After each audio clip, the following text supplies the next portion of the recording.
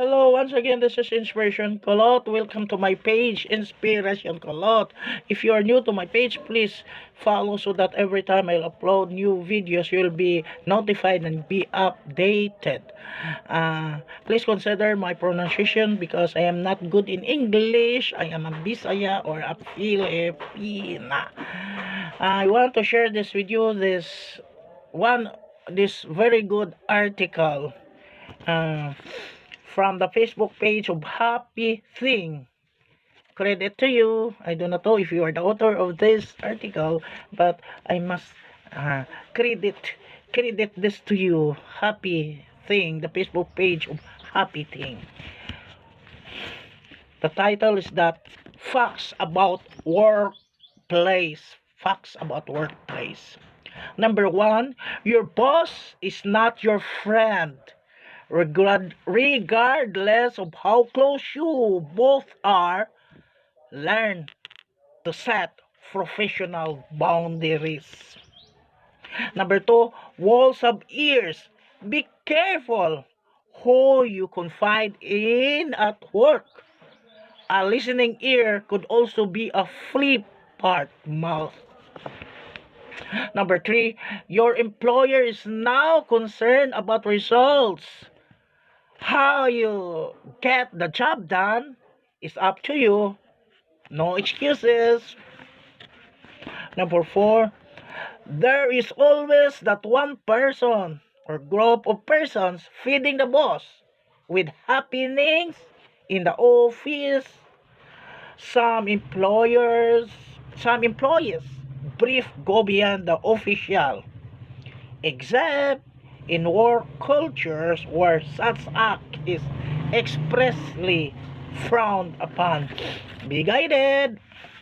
Number five, when you get withdrawn from project or someone is asked to understudy you or you get demoted without cogent reason, that may be a cue you'd soon be shown the exit door.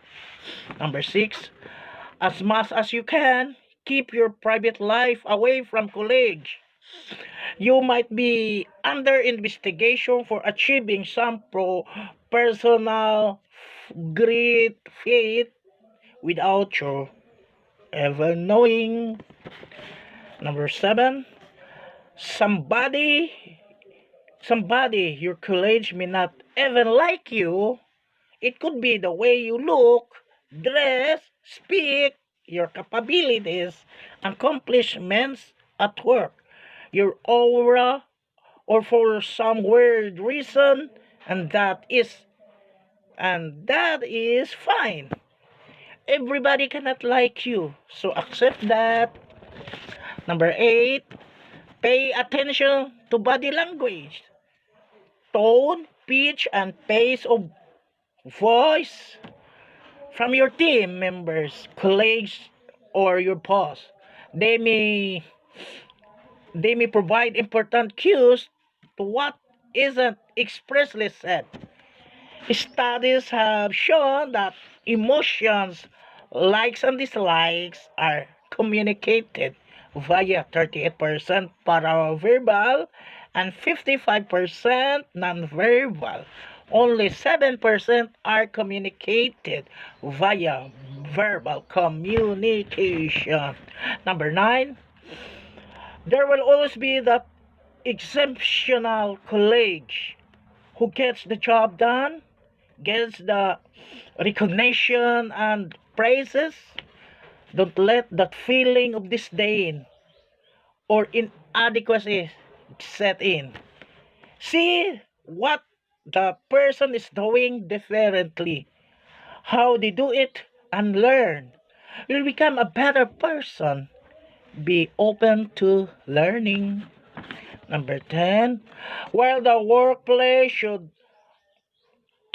foster positive, valuable relationship, your primary aim is to get the job done and go home. Don't forget that. Hello guys. I want to comment comment in this article, and this is really true because you know most you or me or most of us experienced work have in the workplace. Facts about the workplace, there are lots of sip people. Sip people, there are lots of plastic people. They want to be promoted through sip ba, through sip. I have I have that bad experience when I was working in a prestigious company. Oh yeah, company.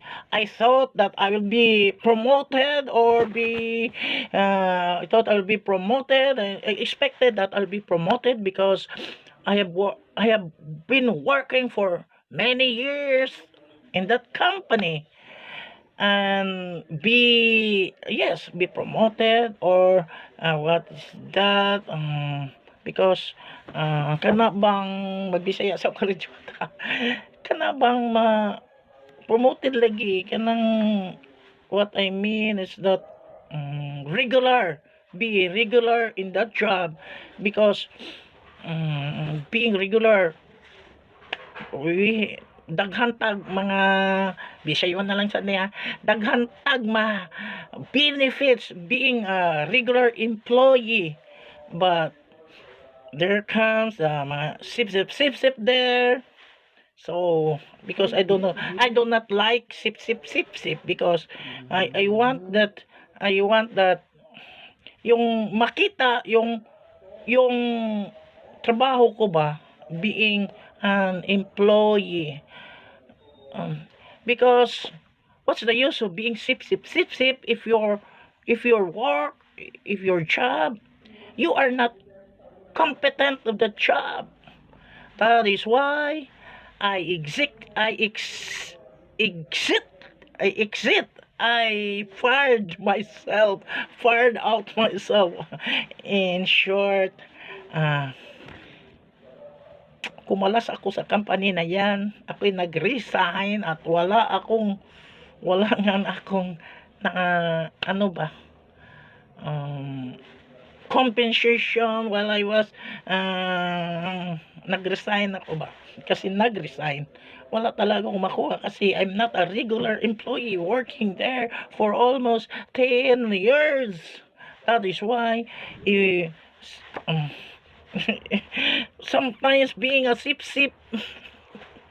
is good, so you'll be promoted. So I don't like sip because you know kung magsip-sip na ba, if I am the employer or the owner of that company, I really reject that sip because I'm looking for the competent workers, competent employees, so that my company will grow, will boom, and etc. So that is all. Nawala na ako ng English. Nabusan ako ng English. So thank you. God bless us all. Be an influencer of peace and love. Mama.